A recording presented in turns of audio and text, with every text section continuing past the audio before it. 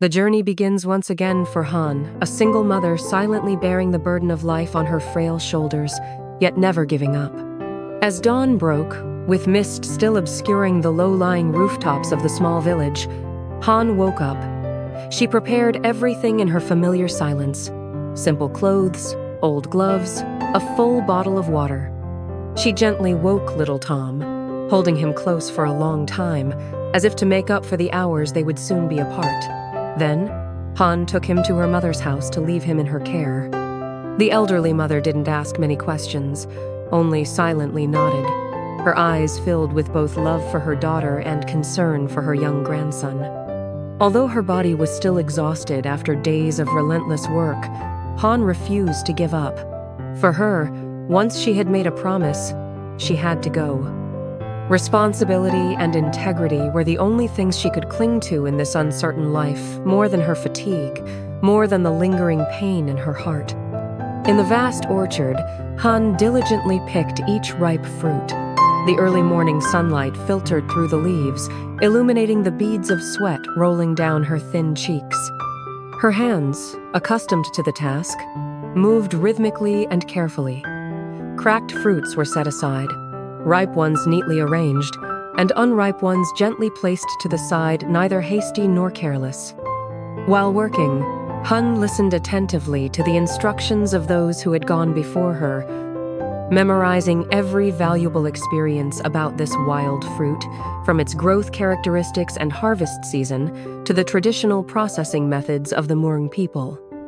This simple fruit was not only used as a spice in everyday meals, but also as a folk remedy for bloating and stomach aches, embodying the essence of the mountains and forests and the generations-old experience. Meanwhile, in their familiar little house, little Tom stayed quietly with his grandmother. He played silently with simple toys, occasionally glancing towards the gate, as if waiting for the familiar figure of his mother to return. Grandma looked after her grandson while trimming and tending to the plants around the house, carefully attending to every little corner to make the house tidier and greener. Two spaces, two different rhythms of life, yet connected by a silent thread of love where Grandma's hard work and dedication blended with Tom's obedience and understanding, creating a simple yet unusually warm family picture. After a hard day's work, Thon returned home while the sun still hung low in the sky, the fading afternoon light casting its light on the familiar alley. His steps were slow and weary, but his heart was filled with more thoughts than his physical exhaustion. The house appeared in the soft light of the late afternoon, quiet but warm. As soon as he stepped into the yard, Thon sensed something unusual in his father's pensive gaze. Not a reproachful look, nor the usual worry, but a deeper silence, as if he had made a momentous decision long ago. After a simple meal, Thon's father spoke slowly. His voice was calm, not heavy, but each word held deep thought. He said that he had secretly paid off all of Thon's debts, redeeming the motorbike that had been held as collateral by the creditor. That motorbike was not just an asset, but his only means of livelihood, his last hope for Thon to stand on his own 2 feet. He didn't reproach him, didn't question the reason, only gently encouraged his son to consider this a chance to get back on his feet, to keep trying, and not let temporary setbacks crush his future. Hearing those words, Thon fell silent. His throat tightened, his eyes welled up with tears. He understood that behind that calmness lay the countless worries and silent sacrifices of an old father. That quiet help was like a silent hand pulling him out of the abyss of despair from which he had been unable to escape for so long. As the afternoon drew to a close, Thon sat alone on the porch, looking at his recovered motorbike lying silently in the corner of the yard. The last rays of sunlight shone on the old paint, as if illuminating the scratches of his life. The rustling wind and the sounds of everyday life echoed around the small village, reminding him that the road ahead was still long and full of hardships. But this time, a new hope flickered in Thon's heart. As long as he didn't give up, he would definitely overcome it. Han's everyday life quietly unfolded in the simplest of things. It consisted of simple meals filled with love, where she sat with little Tom and her mother, listening to their laughter and the small stories of their long day.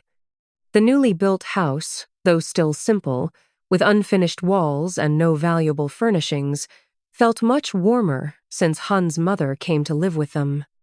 Her presence brought the warmth of family, the silent protection Han had lacked for so long. That house was also built with the kindness of many good-hearted people, Don, Miss Koa, Mr. Thon people, who silently helped Han when she felt she couldn't recover. Thanks to them, Han gained the faith to stand firm amidst a life full of hardships. Even so, the burden of making a living never lightened. Han didn't allow herself to rest for too long.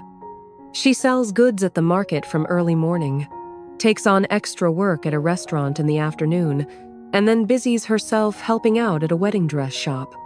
Each job is tiring, but also offers a small glimmer of hope for her child's future. And after all the struggles, the moment that makes Han happiest is when the day ends. At the simple dinner table, with little Tom chattering away and her mother quietly adding food to her daughter's plate, Han suddenly realizes happiness sometimes doesn't lie in grand things. It's very close in a family meal, in loving glances, and in the rare sense of peace that she cherishes more than anything in the world. However, storms begin to brew in their relationship when Dieu proactively calls Don to the waterfall, a place once associated with old memories between them. That familiar space was where Dieu nurtured her silent hopes, and today, she chooses it to express what she has kept hidden for so long. Here, Dieu mustered the courage to confess her feelings. She spoke of the years she had silently spent with him, of the sincere love she had kept hidden in her heart, and her desire to be with Don, even if only once, to be seen differently by him. In response to her confession, Don remained calm but resolute. He frankly refused, asserting that he only saw Dieu as a younger sister. He believed that feelings couldn't be forced. Trying to hold on would only cause more hurt for both of them.